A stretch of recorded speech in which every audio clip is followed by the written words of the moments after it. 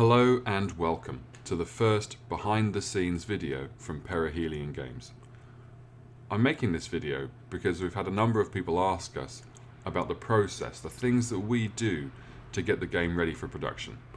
So I thought I would start out by showing you some of the art that we've been provided with, and then talking you through some of the things that I and Dave do to make that art into something that can be sent to the factory in China. I'm going to start out by showing you a little bit of the journey. So this is one of the first sketches we have produced for the game, quite a long time ago now. And this turned into a piece of coloured art that looks like this. This is one of the contract ships in the game. This is the smallest ship. It has a capacity of 3. And then you can see this area on the left here, which is for the contract lines, where players express their interest in how much ore they think they can ship. They get paid for that, and they find out how much money they're going to get for shipping as well. We took this ship and we turned it into a card. Since then, we've got better art, and that art's come from a man called Carl Holden. You can see the huge difference between that previous manga style and this more sort of realistic approach to art and illustration. We really like the new art.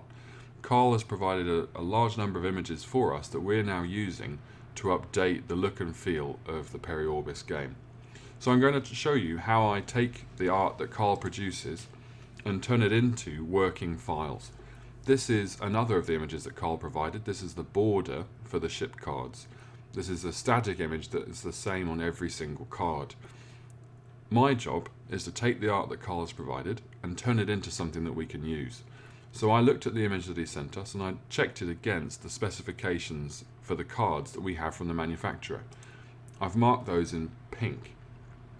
So I can see for myself that while Carl's art is great, this is the cut line. This is where the manufacturer will cut the card after they've printed the image. So we have quite a lot of this grey which is going to be on the outside. That means that most of you would never see it in production. The card would look really good, really neat and tidy, but there's just some image that we would like to have included. So we wanted to change this to give ourselves a white border on the outside. So one of the first things I did with the ship cards was go through the process of rebuilding the art that Carl had sent us to make it fit our own specification. So I'm going to show you how I went about doing that. I'm not going to talk you through it in detail, but what I am going to show you is how the art begins to piece itself together. What I did was I took samples, small pieces of his image, and then reassembled them to make myself a new border.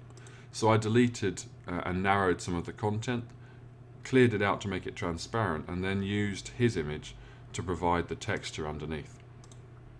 When you put all those things together, you end up with something that comes together like this. This is an application called GIMP, if you're not familiar with the program that I'm using. This is an equivalent to Photoshop. It is a raster image editing program that's open source. That means it's available for free. So unlike Photoshop, there's no fee for using GIMP. It's extremely powerful, and Dave and I have found it a really helpful resource in terms of putting these images together. What you're looking at over here is the layers dialog. It shows all the different images that when stacked together make a single image. So what I'm doing is making more of the layers in this image visible so that you can see how they piece themselves together to become this single image. Sometimes images that we use in the game have hundreds of layers. You can see that this image has 83 layers, all of those little individual pieces that I put together to make a finished article. Once I've completed an image, I can composite it or flatten it into a single image to then use elsewhere, which is exactly what I did with this border.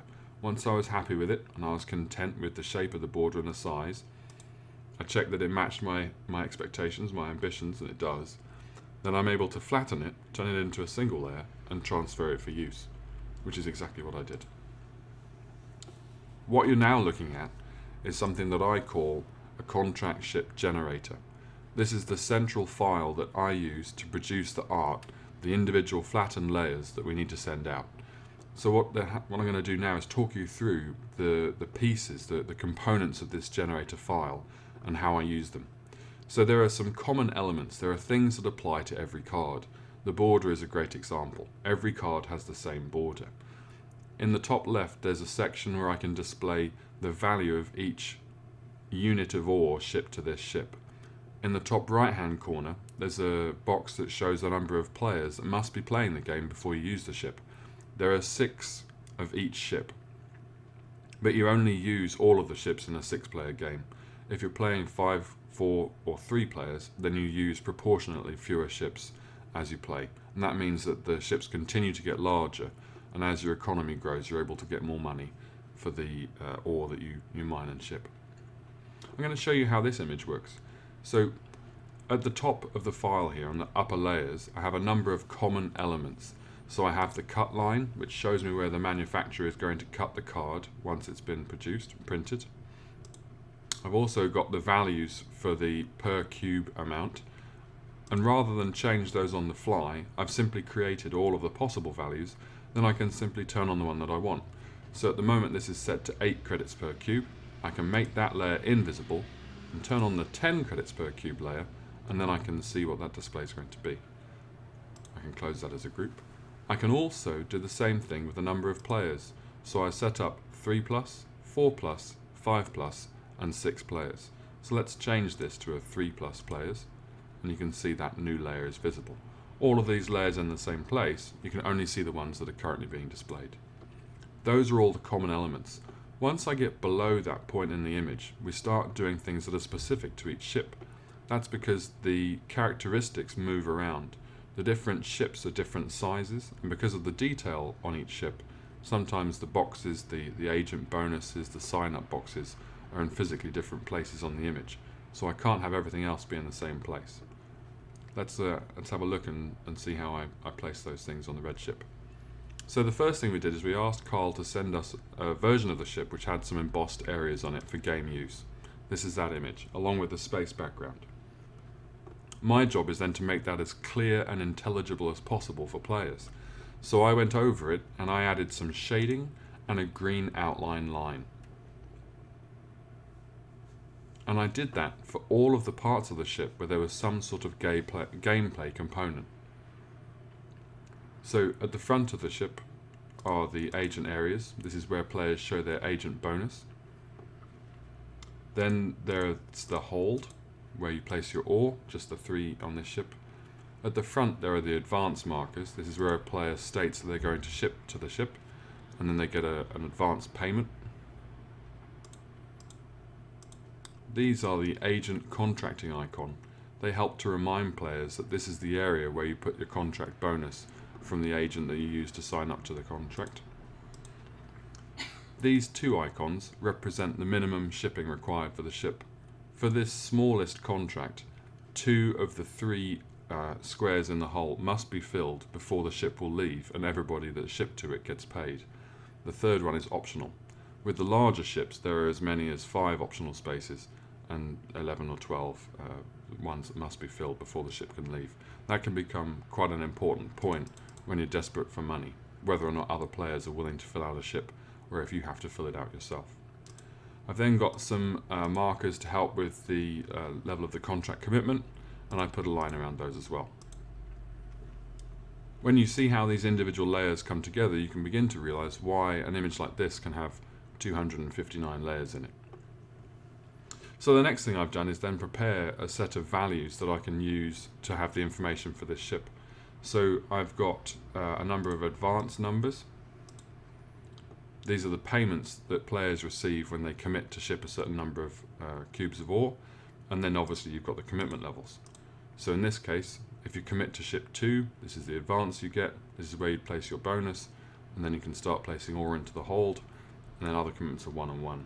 These are the same for all 6 ships of this size, but as you grow then the amount of commitment can change considerably on the different ships.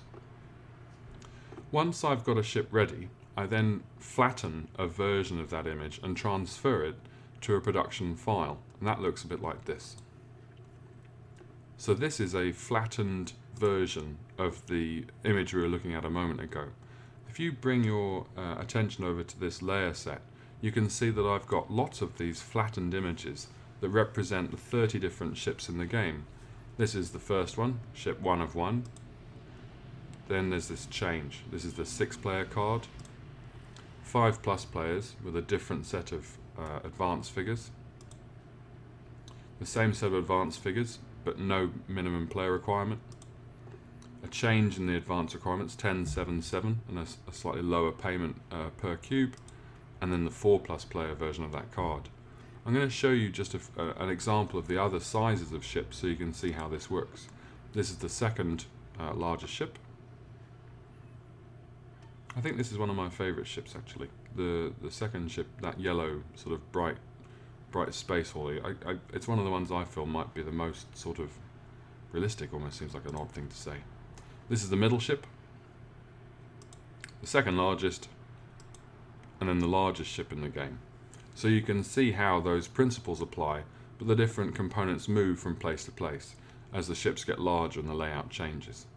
I hope this has been interesting and helpful. I hope you see some of the effort that we invest in changing the art in a way that makes it easier to play, makes it clearer how the game will be played on the art, and how we go to produce these files that can then be sent to the manufacturer for printing.